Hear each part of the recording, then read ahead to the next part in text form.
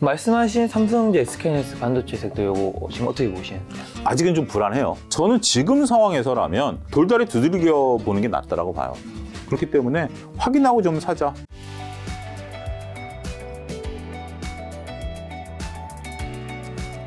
자, 최근에 금융시장, 레고랜드 요 키워드 굉장히 많이 들리면서 자체가 복잡하던데 혹시나 또 레고랜드 사태 모르시는 분도 있을 수 있잖아요.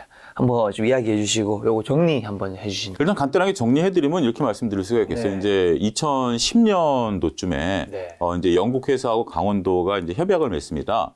그래서 이제 강원도에 가면, 춘천에 가면 중도라는 섬이 있어요. 그러니까 이제 서울로 얘기하면 여의도 생각하시면 돼요. 춘천을 가로지르는 강 가운데 섬이 있는데 거기에다 이제 레고랜드를 짓겠다라고 이제 해서 시작이 된 겁니다. 근데 이제 우리가 땅을 파헤쳐 보면 문화재 발굴 사업이, 문화재가 나오면 문화재를 먼저 채취를 해야 되거든요. 근데 여기에서 전 세계에서 가장 큰 선사시대의 유적이 발견이 된 겁니다. 그러니까 이제 중도의 선사시대 사람들이 살았던 게 어떻게 보면 중도라는 게 개발이 안 됐었던 땅이 있기 때문에 거기에 이제 건물을 크게 짓거나 그랬던 거 아니니까 그대로 이제 보존이 돼 있었던 거죠. 팔 때마다 유적이 쏟아지니까 이게 다 이제 스탑이 된 겁니다. 그렇게 되다 보니까 이제 건설사들은 공사비가 이제 천정부지로 치솟을 수밖에 없었던 거죠. 그런 상태에서 이제 막 어찌됐든 끌고 와가지고 개장을 하려고 딱 보니까 코로나가 터진 거예요. 어떻게 보면 뭔가 안 좋은 상황들이 다 이제 터진 겁니다. 그러다 보니까 원래 이제 강원도가 중도개발공사라는 것을 이 레고랜드를 짓기 위해서 하나 만든 거거든요. SPC를 만든 건데 여기서 이제 자금난에 휩싸이다 보니까 2021년 10월 달에 약 2,050억, 그러니까 정확히 2,050억을 채권을 발행한 겁니다. ABCP를 발행했는데 ABCP라는 게 일반 채권하고 다른 게 매출 채권이라든지 이런 것들을 담보로 해서 발행을 하는 거거든요. 결국 이제 레고랜드를 열 거니까 그런 것들을 이제 담보로 해가지고 채권을 1년짜리를 발행을 한 거예요. 그래서 이제 됐는데 이게 이제 중도개발공사라는 게 보통 이런 것들의 이제 ABCP를 발행할 때 신용등급을 따지는데 그 채권단에서 이제 신용등급을 좀 보강을 해라라고 해서 강원도가 지급보증을 썼어요. 그래서 트리플 A를 받았습니다. 트리플 A는 우리나라 국가 신용등급이에요. 그래서 이제 최고 안정적인 거다라고 해서 이제 발행을 했는데 그게 만기 하루 전에 이제 도지사께서 이제 디폴트 선언을 해버린 거죠. 그래서 이제 갑자기 이제 우리가 소위 지방채라고 했던 것들, 공사채라고 했던 것들에 대한 신용을 믿을 수 없다라는 상황들이 번지면서 금융시장이 대혼란에 처해 있는 상황. 이러다 보니까 정부가 이것을 이제 막기 위해서 지금 분주하고 있다. 이 설명드릴 수가 있겠죠. 그럼 이 사태 좀 어떻게 좀 정리될 것 같고 주식시장에 미친 영향 어떻게 보세요? 일단 채권이라는 게 물론 ABCP 같은 경우는 매출 채권이라는 걸 담보를 하긴 했었습니다. 주식시장에서 PSR 지표를 따지는 거와 거의 유사하다라고 말씀드릴 수가 있겠죠. 지금 당장은 이제 PSR이라는 게 그렇잖아요. 이익이 안 나지만 매출이 있기 때문에 매출을 근거로 해서 가치를 평가해 보자는 게 PSR 지표 아니겠습니까? ABCP는 그래도 매출 채권이 이제 레고랜드 입장권 판매에 대한 것들을 계산해가지고 이제 발행을 한 건데 그런 거 외에 우리가 보통 이제 채권이라고 한다라면 담보가 없는 거죠. 담보가 없는 건데 그게 이제 믿음에 의해서 거래된다라고 할 수 있겠죠. 그 믿음의 근거가 신용 등급이고요. 신용 등급 같은 경우 이제 나름대로 공식력 있는 기관에서 맺어진 거에 따라서 신용 등급에 따라서 이자가 달라지죠. 트리플 A 같은 경우 제일 작지만 적격이라고 보이는 BBB까지도 보면 채권 금리가 한 5, 6%씩 차이가 나죠. 이렇게 격차가 나타나는 건데 이 근간이 흔들렸다라는 겁니다. 그러니까 결국 아무래도 이제 강원도가 직접 발행했다라든지 서울시가 발행했다라고 한다라면 정부가 보증을 쓰니까 되긴 하겠습니다만 이제는 서울 도시철도 채권이라든지 부산 지하철 채권이라든지 이런 것들을 과연 믿을 수 있겠는가라는 근본적인 의문이 생겨버린 거예요. 그리고 이제 그러면 이걸 우리가 이제 보통 이런 공사들이 부도가 나면 보통 이제 정부가 이제 자치단체 돈으로 메꿨는데 이걸 안 하겠다라고 했기 때문에 이제 문제가 커진 겁니다. 뒤늦게 이제 강원도에서는 이걸 예산을 편성해서 돈을 이제 내년도에 상환하겠다라고 하는 건데 일단 그렇잖아요. 우리가 처음에 받을 돈으로 알고 있었는데 그 전날 돈 못 주겠다라고 했다가 아니야 다시 줄게라고 한다라고 해서 이 신뢰가 회복된다라고 보여지는 않습니다. 신뢰는 한번 깨진 게 무서운 거죠. 차라리 담보물이 있는 것 같은 경우는 담보물을 처리를 해가지고 이것을 받으면 이제 상관이 없습니다만 신뢰 거래 관계에 있어서 이런 식이 되다 보니까 금융시장에 대혼란이 오는 거죠. 당장 이제 다른 건설사들이 ABCP 발행한 것을 채권단이 인수하지 않기 시작한 겁니다. 대표적으로 둔촌 주공 사태인데 약 7천억의 ABCP를 발행해야 되는데 아무도 인수를 안 했어요. 인수 안 하다 보니까 금리는 천정부지를 올려도 아무도 인수를 안 하다 보니까 건설사들이 이 돈을 다 떠안게 된 거죠. 건설사들이 스스로 자체 신용으로 채권을 발행해야 되니까 건설사 부담이 가중될 수밖에 없죠. 그리고 이제 ABCP라는 게 성격상 이제 건설 회사들이 하루짜리도 발행하고요. 뭐 3개월, 6개월 끊어가지고 이제 자금을 돌리는 그런 부분들인데 이런 것들이 이제 지금 막혀버렸다라는 거죠. 그래서 이제 각 건설사들이 이제 비상에 걸렸고 이게 또 불똥이 어디로 튀냐면 최근에 이제 뭐 여러분들 뉴스 보셔서 아시겠지만 이번 주에 발행한 한국전력, 네. 한국가스공사 이런 데서 채권을 발행하면 이제 100% 이제 그들이 원하는 금액만큼 수화가 됐는데 한국전력 같은 경우 원하는 금액의 30%밖에 수화가 안 됐어요. 아무도 채권을 안 사려고 하는 거죠. 지금 불안하니까. 일단 지금 움츠리고 본다라는 거죠.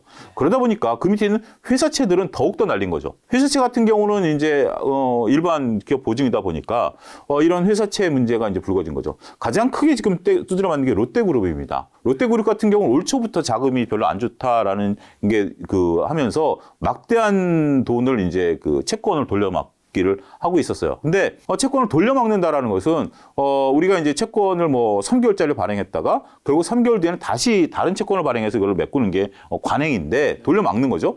근데 지금 이제 금리가 솟아 버리니까 이자 부담이 늘어나는 거죠. 결국 채권을 발행하는 기업들 같은 경우는 자금 사정이 안 좋아서 발행하는 건데 여기에 이자 부담이 늘어난다라고 보면 상당히 어려워질 수도 있죠. 이게 이제 파장 효과입니다. 처음에 여기서 흔들어 놓으면 여기 있는 것은 그나마 나아요. 근데 이 파장이 뒤로 가면 여기는 더 이제 심하게 되니까 어려운 겁니다.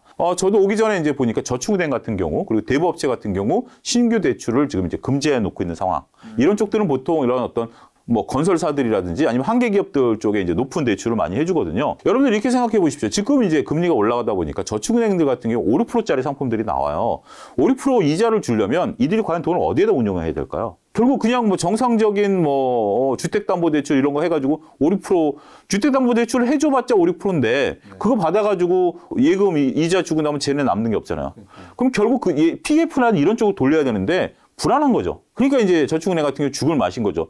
돈은 들어오는데 돈을 쓸 데가 없으니까 이러한 문제점들이 불거지면서 경제 전반 어떤 금융 시스템에 대한 리스크 이런 부분들이 좀 벌어진다라고 말씀드릴 수 있겠죠. 금융 전반 약간 신용에 문제가 생기는. 그렇죠. 자, 그럼 이런 상황에서 투자자들은 좀 어떻게 해야 되죠? 일단은 뭐 긍정적인 면과 부정적인 면을 좀 나눠보면 부정적인 면 먼저 보게 된다면 여러분들 투자하는 기업들의 신용 등급을 먼저 확인하는 게 중요하다고 보여집니다. 네이버 포털 사이트 들어가서 재무 정보를 클릭하시면 거기에 신용 등급이 나오거든요. 그래서 신용 등급을 한번 확인해 보시고 신용 등급이라는 게 뭐 A급도 있지만 B급도 있어요. 여러분들 그 신용 등급이 우리 18등급으로 나눠지는데 BBB까지는 채권이 이제 적격 등급이라 해서 거래가 돼요. 그러니까 이제 증권회사에서 이제 인수할 수 있는 부분들이고 BB급부터는 투기 등급이라고 그래서 증권회사에서 인수를 할 수가 없어요. 투기 등급은 정크 채권이라고 그러죠. 그래서 이제 문제는 이제 BBB 이제 B3 정도 되는 기업이 신용 등급이 한 단계 떨어지면 리볼빙이 안 되는 거죠. 그러니까 BBB까지는 이제 소화가 되는데 갑자기 신용 등급이 딱 떨어져 버리면 처음 발행을 해야 되는데 인수가 안 돼 버리면 어떻게 되죠? 부도가 날 수 있죠. 자금난이 올 수 있죠. 그런 부분들 여러분 체크해 보시고 지금 이제 그 각 기업들이 짧게 채권을 발행하던 것들이 지금 막혀버렸기 때문에 잉여현금 흐름, FCF를 좀 확인해 봐야 되는 부분들이 있어요. 그리고 이제 또 앞으로 이런 것들 부담이 늘어나게 된다면 이자 보상 배율도 상당히 낮아질 가능성이 있습니다. 그런 부분들을 여러분들이 체크를 꼭 해야 된다. 그러니까 지금 각 기업들이 처하고 있는 자금 사정들을 좀 보셔야 된다라는 거고 요거는 이제 직접적인 부분들이고 그다음에 이제 미치는 영향들을 보면 어저께인가요? 그저께 하나솔루션이 질산염 투자 공장에 대한 투자를 철회했어요. 그다음에 현대오일뱅크가 공장 증설을 또 철회했고요. 근데 이런 메커니즘이 이제 당장 이러한 이유인지는 모르겠습니다만 각 기업들의 신규 투자가 대폭 줄어들 가능성이 있습니다. 그렇죠. 앞으로 뭐 이제 하는 데 있어서 건설사들과의 관계라든지 경기 둔화에 대한 우려감들이 있는 상태에서 비용이 늘어나는 부분들이기 때문에 당장 뭐 지금 상태에서 수익성을 계산해서 지금 투자하면 이익이 남겠다라고 이제 계산해서 한 건데 당장 뭐 이자 부담이 늘어나면 지금 당장 공장 짓는 것보다 다음에 짓겠죠. 그러면 장기 성장성을 훼손할 가능성도 있습니다. 그런 부분들이 때문에 그러니까 단기적으로는 지금 신용 등급을 확인해야 되지만 장기적으로는 투자 계획을 보류하거나 철회하는 기업들이 늘어날 거기 때문에 이거는 이제 장기 트리거가 된다는 거죠. 긍정적인 면은 없느냐라고 보면 긍정적인 면도 있어요. 지금 여러분들 IRP 계좌 IRP 계좌라고 연금 계좌 갖고 계신 분들 같은 경우 직접적으로 매매가 가능한 분들이 있어요. 그러니까 이제 내 주식을 어떤 주식을 편입할지 채권을 편입할지 하는데 제 지인이 어저께 2년 만기 한국전력 채권을 5.8에 매수를 했습니다. 그러니까 지금 이제 내 연금 계좌에 5.8%짜리 채권을 넣어놓는 거예요. 굉장히 좋죠. 앞으로 저금리 기조가 이어질 텐데 지금 당장 2년 동안 5.8을 받는다? 이건 땡큐죠. 그런 식의 투자 아이디어를 지금 보실 수가 있고 각 증권사마다 소액 채권의 지금 대기줄이 엄청나답니다. 거액자산가들께서 보면 이 정도의 내가 채권을 안전한 채권, 뭐 욕심 부려서 뭐 좀 삼성전자 채권을 발행하지만 뭐 조선사 채권 같은 경우 뭐 미뤄 짐작컨대 뭐 거의 뭐 7, 8%대 나올 텐데 이런 채권 같은 경우 편입시켜 놓으면 상당히 좋죠. 그러면 이제 주식시장에 몰리는 돈들이 줄어들 수밖에 없다라는 거죠. 지금 주식 불안한데 원금 보장되면서 5, 6%씩 준다? 땡큐죠. 가장 피해를 볼 수 있는 게 부동산 리츠고요. 배당주입니다. 지금쯤 되면 이제 배당주에 대한 관심들 높아지고 있고 이제 경기 불안해되니까 배당주 얘기하시는 분들 이번 달에 상당히 저도 많이 봤어요. 근데 배당 투자라는 게 우리가 한 5, 6% 정도 보는 거잖아요. 네. 여기에 이제 플러스 시세 차익을 보는 건데 지금 시세 차익을 볼 가능성은 상당히 적지만 그래도 배당이 되면 최소한 내가 손해는 안 보겠느냐라는 개념이죠. 한진채권 5% 주는데 누가 배당주 사요? 이건 원금이 보장되는 건데. 제가 말씀드린 건 2년짜리인데 듀레이션을 짧게 끊어가면 이건 상당히 좋을 수가 있어요. 그런 부분들 보면 여러분들 지금 이제 주식시장에서 보면 나름대로 여러분들이 현금이 있다라면 이렇게 잠깐 눈을 돌리는 것도 하나의 방법이 될 수 있겠고요. 그리고 이제 상대적으로 우리가 좀 여러 가지 다방면에 있어서 악재들을 살펴볼 필요도 있다 이렇게 좀 말씀드릴 수가 있겠죠. 아까 전에 이제 신용등급 이제 보셔야 한다고 하셨는데 네. 그러면 이 신용등급이 어느 정도 이상이 되면 좀 시청자분들이 안전하다고 느껴져요? 일단은 뭐 BB 플러스 정도 되면 뭐 그나마 좀 되는데 지금 이제 이 신용 등급이 떨어지면 어떤 현상이 벌어지냐면 제주항공 같은 경우 11월 달에 3천억 정도 유상증자가 예정이 돼 있습니다. 이거는 이제 여름에 발표한 거고요. 그 이유를 이제 회사에서는 밝히지 않고 근데 제가 보니까 제주항공의 신용 등급이 BB급이에요. 그러니까 채권 발행을 못 해요. 근데 왜 11월 달에 발행을 미리 예고했냐면 11월 달에 새 비행기가 들어와요. 새 비행기 이제 제주항공 같은 경우 이제 그 새 비행기를 들어오는데 우리가 보통 이제 리스를 하잖아요. 비행기 리스를 하는데 얘네들은 그냥 샀어요. 미리 이제 사가지고 비행기 만들어 갖고 들어오는 거예요. 그 대금을 줘야 되잖아요. 대금을 줘야 되는데 과거 같으면 이제 채권을 발행해서 이제 주고 이제 끊어가면 되잖아요. 근데 채권 발행이 안 되니까 증자를 통해서 비행기 대금 주겠다라는 거예요. 이런 식의 행태들이 나올 가능성이 있다라는 거죠. 그래서 각 기업들 같은 경우는 채권 발행을 못 하게 되고 그리고 아무리 신용 등급이 높다 하더라도 채권 발행이 안 되면 유상증자를 할 수밖에 없겠죠. 대표적인 게 지금 이제 롯데건설이죠. 롯데건설 같은 경우 2천억 유상증자하고 나머지는 롯데화학에서 지금 이제 한 6천억 정도 빌린 거죠. 6%에. 그렇기 때문에 이런 것들이 이제 시장에서는 불안감을 느낄 수밖에 없는 자금 사정이 안 좋구나. 아니 계열사에서 빌리는데 6%에 빌려요? 그만큼 자금 사정이 안 좋은 거예요. 이런 것들이 그러면서 지금 롯데 그룹주들이 휘청거리고 있는 이유가 이런 거다라고 말씀드릴 수가 있겠죠. 자, 그러면 이제 현재 증시 모습은 좀 기준점은 어떻게 좀 보세요? 오늘 이제 조금 전에 SK하이닉스 실적 발표가 나왔어요. 아, 맞아요. 네. 뉴스 나오더라고요. 네, 이제 별로 이렇게 생각보다 어떻게 나왔죠? 일단 뭐 매출은 소폭 줄었고요. 영업이익은 뭐 어닝 쇼크가 나올 정도로 상당히 좀 안 좋은 모습들이 이제 나타났습니다. 근데 이제 지금 주식시장에서 보면 저희가 이제 오전에 녹화하고 있는데 빨간불이 나오고 있어요. 오히려 이제 플러스가 나오겠죠. 지금 이제 SK하이닉스와 삼성전자의 모습을 보면 외국인들의 러브콜이 끊임없이 이어지고 있다는 거죠. SK하이닉스는 9월 28일 삼성전자보다 먼저 이제 외국인들이 사기 시작했고요. 그러면서 이제 최근에 한 보름걸 빼고 나면 V자 반등에 성공을 하면서 시장의 2200선 지지에 중요한 역할을 했습니다. 그동안은 이제 10월 초만 하더라도 삼성전자보다는 SK하이닉스가 대장이었죠. 그러다가 이제 10월 중순 이후부터는 SK하이닉스가 이제 3% 빠진 날 기관이 팔고 그 다음날 외국인들이 팔고 그리고 이제 다시 또 반등세를 좀 유지하고 있는 상태고 지금은 삼성전자의 차트 모습을 보면 굉장히 이뻐요. 안정적으로 흘러가고 있다는 거죠. 자, 이것을 어떻게 해석해야 되느냐. 펀드멘탈과 차트가 지금 다르게 움직이고 있습니다. 펀드멘탈은 더욱더 악화되고 있고 혹자들은 이제 차트가 좋아지니까 이렇게 해석을 하죠. 2019년도에 펀드멘탈이 나빴을 때 재고 사이클 조정이 있는 이후에 주가가 올랐다. 그래서 미리 주식을 사야 된다라는 관점을 보시는 분들도 있습니다만 그래서 이거 뭐 보는 관점에 따라 다릅니다. 외국인들이 왜 사는지도 모르겠고 뭐 그런 다시 또 다른 그런 모습이 똑같이 나타날 가능성도 배제할 수 없지만 어찌됐든 10월 들어서 외국인들이 국내 시장에 들어오기 시작했고 특히 이제 삼성전자나 SK하이닉스를 사기 시작했다라는 것은 나름대로 뭐 긍정적이죠. 이걸로 뭐 나쁘게 해석할 이유는 하나도 없다라고 보여집니다. 근데 그 이유와 원인에 대해서는 아직 설왕설래가 있는 거죠. 어찌됐든 그들이 지수를 좀 받치고 있다라는 것은 주지의 사실이고요. 문제는 이제 개별 종목들의 변동성인데 최근에 개별 종목들의 변동성이 그렇게 저는 높다라고 생각은 안 합니다. 최근에 뭐 원전 관련주들 같은 경우 이제 어제 이제 한수원 문제가 터지면서 이제 변동성이 커졌지만 우리가 이제 10월 중순, 초중순까지만 하더라도 공매도에 의한 공매도는 이제 추정이 되는 거죠. 게임 엔터주들이 굉장히 변동성이 컸었죠.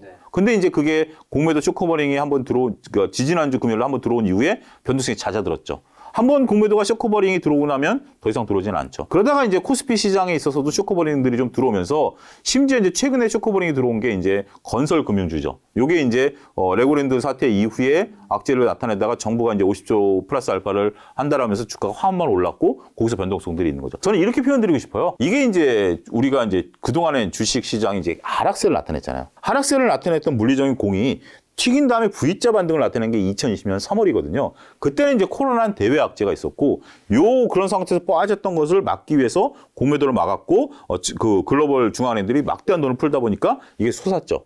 근데 지금 그게 아니라 경기 둔화에 대해서 서서히 빠지고 있는 거예요.